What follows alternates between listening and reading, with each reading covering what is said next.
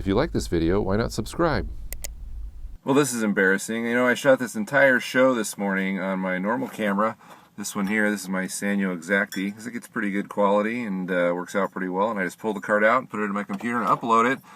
But guess what? I didn't check the battery this morning. I didn't switch the battery out. So I did the whole show. I turned the screen around. It was a really good show. And look at that. The battery's dead. I didn't get anything.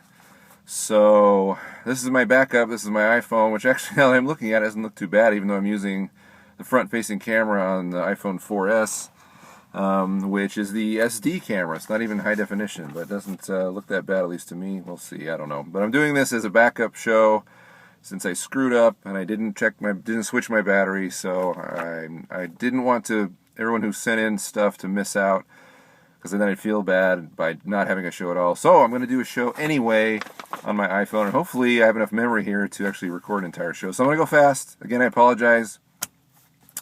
This is the recap Q&A, a show where I answer questions and share links down below. Those links are still going to be down there, and hopefully I have enough time to answer questions. So we'll just jump right into the questions. The first one is from Campbell Lindsay, who asks about the video about the recoil simulator from last week and the prop rifle. He says, as for muzzle flashes, are you going to use After Effects to composite them? Most likely I will use After Effects, Campbell, unless the shot is static and I can use my editor, which is Sony Vegas Pro. But most likely, though, I'll need motion tracking, in which case I will have to use a program like After Effects. But this also leads into the question of the week, which is, what compositor do you use? And what I'm really interested in is there a free compositor out there that doesn't cost the exorbitant amount of money that After Effects does? I'd be really interested in seeing it and possibly using it, sharing it with others. So if you know of a free compositor, please share it. Comment down below. Next question is from Brad Lee. He asks about a tablet mount. He's going to use his tablet as a monitor for his Canon T3i, and asks, I was wondering if I had any suggestions for a tablet mount for most likely a tripod. I do have one. It's called the Get a Grip. I learned about it from DSLR Film Noob. He shared it. I'll share the link down below. I got mine on Amazon. Actually, about half the price that DJ got his. But yes, it's a big spring clamp that clamps onto the tablet, and there's a little ⅛ thread on the bottom of it.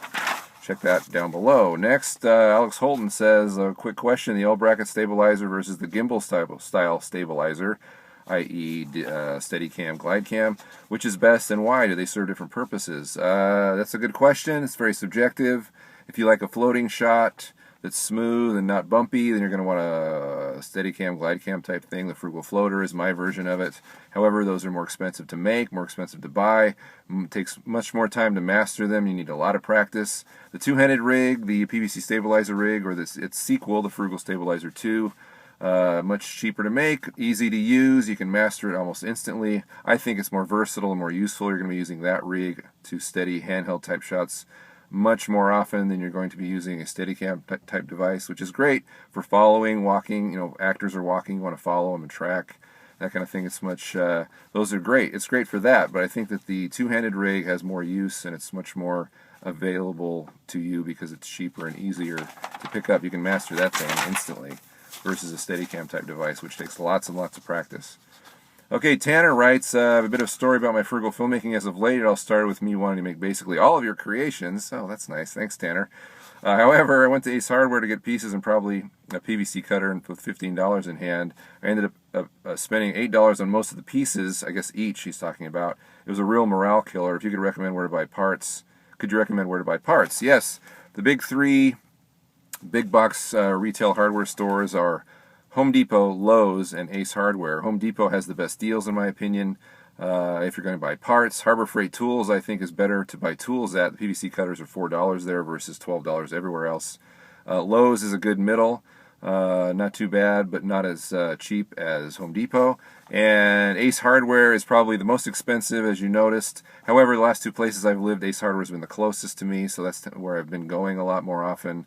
But it is more expensive, so that's the trade-off. So those are if you have an Ace Hardware in your town, you probably have a Home Depot. Seek it out; those are going to be your best deals. And as far as tools go, I recommend you check out Harbor Freight Tools. Those are really inexpensive.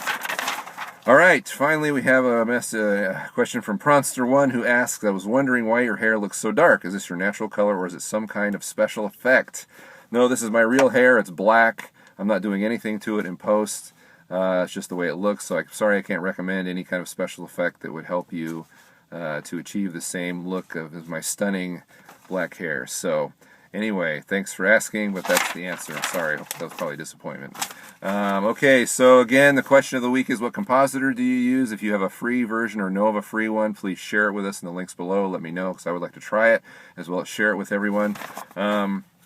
Well, I also wanted to thank everyone for all their input on the video last week, which was the Frugal Fail, the recoil, or prop rifle recoil simulator, because people sent me some really good ideas, all the way from have your actors do it, to use a power door lock device that you can add to your car for manual door locks, and it's not that expensive. It's like $8.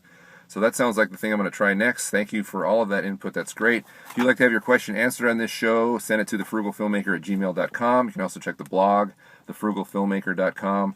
Facebook group is huge, and lots of people use it, and it's a great place to get information. Check those links are down below, along with Twitter @frugalfilmmaker, and of course YouTube. So again, I apologize for the brevity of this show. Also because it's on my iPhone. I don't know, do you think this looks that different or worse? It's the front-facing camera. It's a lot less resolution. Half the resolution is the HD camera that I've been using. So let me know. Maybe this is an easier way to do this show. I don't know. Anyway, that's it. I got nothing. I'm out. Hopefully I don't run out of memory. Bye.